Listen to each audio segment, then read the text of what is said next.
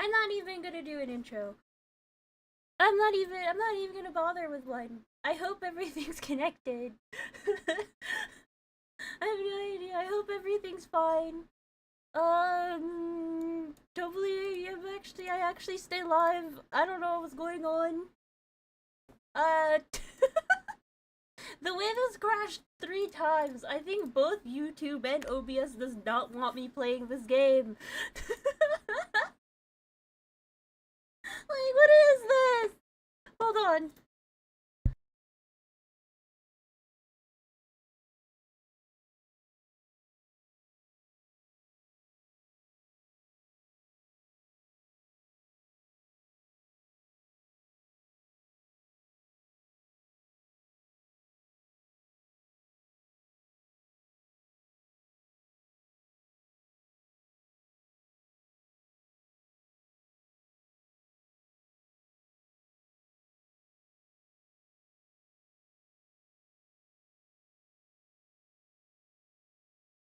Okay, I really hope everything is fine. I hope I'm looking over everything. That's why I hope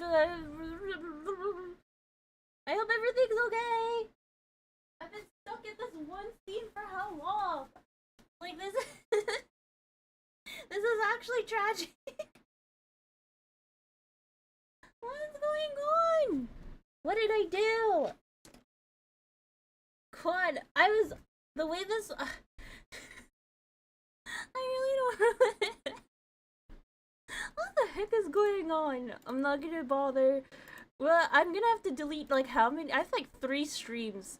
I have to delete like 2 streams. Hold on, you know what? Why I remember? I'm gonna do that right now. Cause what the heck? I have 2 streams.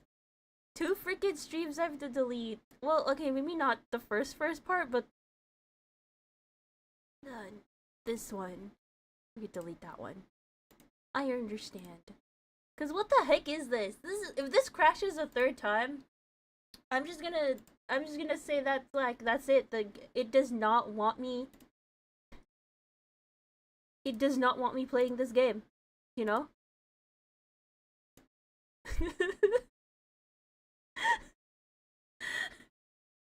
Okay. I hope everything's fine. I hope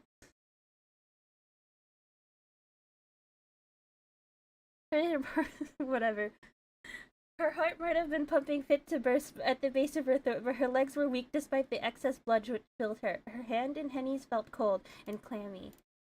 She had she had exhausted all her energy simply in escaping from the carriage where her parents' bodies lay. Now she would die only a few hundred paces away from their final resting place. Would her mutilated carcass be discovered in the days hence and taken back to her family's home? Would she and her parents be embalmed and sealed away within their mausoleum? Micah did not much like this thought. Her family's mausoleum was a terrifying place full of somber stone angels and spider webs. It was quiet, being situated among tall trees, but its quietude was not at all relaxing. It was quiet. It was quiet. I feel like we use the word quiet a lot. It was quiet, the deep, phantomless silence of death. Micah did not want to die. She knew not know how to continue to live on with both her parents slaughtered before her very eyes, but she did not want to succumb as they had in this forest full of fog. She wanted to go on living for her sake and for Henny's, though not necessarily for Walter's. God, they're getting closer. We need to keep running. Come on, Micah. But like the guttering flames of a candle, the last of her energy has been expended. Micah's foot caught in the tangled tree roots which jutted from the ground like a bear trap, and she fell. Her hand, which was slick with sweat, slipped through from Henny's, and she reached out, searching for her loyal maid through the fog, but to little avail. Micah!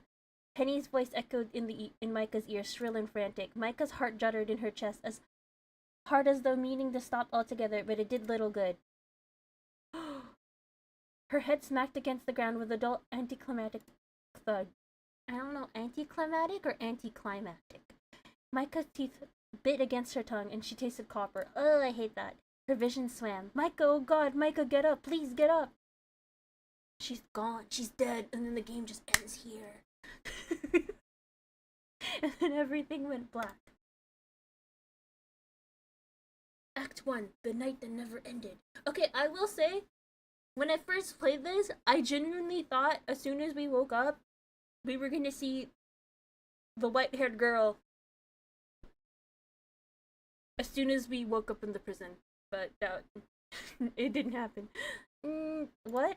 Micah was greeted upon waking by a dull crushing pain that gripped her skull like a vice. A brackish taste akin to pond water filled her mouth. With one hand clasped to her head, she coughed. Micah's body shuddered and her lungs burned. It took a minute before her coughing fit subsided, but once it did, Micah began to glance uneasily around her surroundings. She had hoped that her immediate surroundings might shed some light upon her predicament, but her hopes were in vain. Mike had no idea where she was. A jail!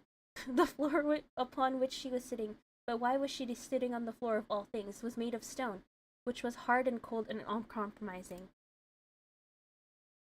The walls, too, were made of stone, as was the ceiling, which felt very far away.